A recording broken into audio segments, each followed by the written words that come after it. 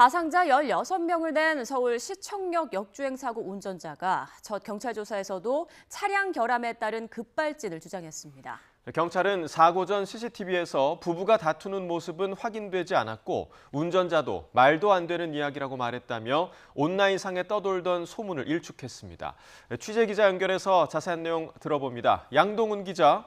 네, 양동훈입니다. 네, 그러니까 병원에 입원해 있는 운전자가 경찰 방문 조사에서도 급발진을 주장했다는 거죠? 네, 사고 원인을 수사하고 있는 경찰은 어제 오후 3시쯤 운전자 차모 씨가 입원한 서울대병원을 방문해 2시간 정도 조사를 진행했습니다. 교통사고 조사 경력만 20년이 넘는 베테랑 경찰관 4명이 투입됐습니다. 경찰은 차 씨가 브레이크를 밟았지만 딱딱했다며 차량 결함으로 급발진이 발생했다는 취지의 진술을 이어갔다고 설명했습니다. 차 씨의 건강 상태를 고려해 상세한 사고 상황을 하나하나 캐묻기보다는 일단 진술을 듣는 데 집중한 것으로 알려졌는데요. 앞으로 차 씨에 대한 조사를 두세 차례 더 이어가며 구체적인 혐의를 특정할 예정입니다. 또 경찰은 사고 발생 전 호텔 내부의 엘리베이터와 주차장 CCTV에서 부부가 다투는 모습은 보이지 않았고 차 씨도 말도 안 되는 이야기라고 진술했다고 밝혔는데요.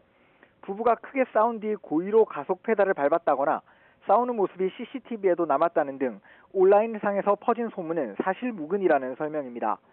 이런 가운데 경찰은 사고 현장에 피해자들을 모욕하는 내용의 편지를 남기고 간 20대 남성을 사자 명예훼손 혐의로 입건한 뒤 조사를 벌였습니다. 현장에 남아있는 다른 모욕적인 편지들의 작성자도 추적하고 있는데요. 온라인상에 올라온 악의적인 게시물 가운데 수위가 높은 3건에 대해서도 입건 전 조사에 착수했습니다. 네, 그리고 또 경찰이 운전자에 대한 음주 측정을 사고 1시간 반 이후에야 한 사실도 뒤늦게 드러났다면서요? 네, 사고 당시 경찰은 현장에서 음주 측정을 한 결과 알코올이 감지되지 않았다고 밝혔는데요. 실제로는 현장이 아니라 차 씨가 이송되는 병원에서 측정한 사실이 뒤늦게 드러났습니다. 사고 시점 기준으로는 90여 분이나 지난 뒤였습니다.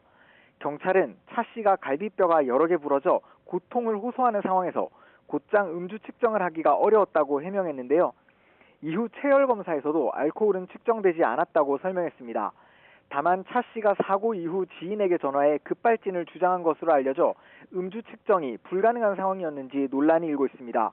경찰은 그제 브리핑 중에 현장에서 스키드 마크가 발견됐다고 말했다가 뒤늦게 정정하기도 했는데요. 정확한 정보를 전달해 시민 혼란을 막아야 하는 경찰이 오히려 혼란을 키우는 게 아니냐는 지적은 피하기 어려워 보입니다. 지금까지 사회부에서 전해드렸습니다.